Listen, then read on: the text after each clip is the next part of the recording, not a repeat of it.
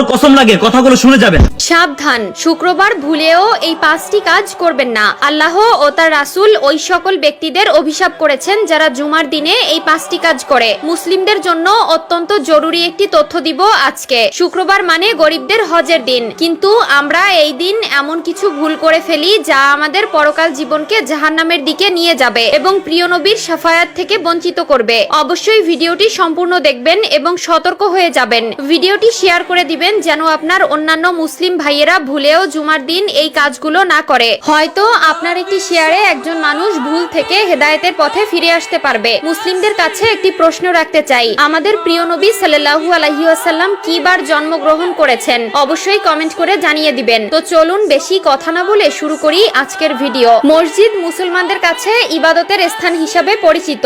এরপরও আমরা মসজিদে এমন কিছু কাজ করে থাকি যা মসজিদের পবিত্রতা নষ্ট করে। তাই মসজিদের পবিত্রতা রক্ষার জন্য কোরআন হাদিসে নিষিদ্ধ বিষয়ের উপর লক্ষ্য রাখা উচিত। 1 নম্বরে কোনো নামাজি অন্য নামাজিকে উঠিয়ে দিয়ে বসা যাবে না। রুদ্দুল মুখতার 630। মসজিদের ভেতরে প্রতি ওয়াক্ত নামাজ একই স্থানে আদায় করার জন্য কোনো লোক নির্দিষ্ট জায়গা রাখতে পারবে না। 2 নম্বরে রয়েছে মসজিদে হারানো বস্তু তালাশ করা যাবে না, কারণ মসজিদে দ্বীনের কথা বা কাজ ব্যতীত অন্য কোনো কথা বা কাজ করা নিষেধ। মিশকাত শরীফ 654। হযরত আবু হুরায়রা রাদিয়াল্লাহু তাআলা আনহু হতে বর্ণিত, রাসূলুল্লাহ সাল্লাল্লাহু আলাইহি ওয়াসাল্লাম বলেন, তোমাদের কেউ যদি মসজিদে হারানো বিজ্ঞপ্তি দিতে শুনে তাহলে সে যেন বলে, আল্লাহ তোমাকে ওই জিনিস ফিরিয়ে না দিক, কেননা মসজিদ এই সকল কাজের জন্য নির্মাণ করা হয়নি। মুসলিম শরীফ 568। 3 নম্বরে মসজিদে দুর্গন্ধময় কোনো জিনিস খেয়ে বা নিয়ে প্রবেশ করা নিষেধ। মিশকাত শরীফ 655। রাসূলুল্লাহ সাল্লাল্লাহু আলাইহি ওয়াসাল্লাম বলেন, যে ব্যক্তি দুর্গন্ধযুক্ত খাবার খায় সে যেন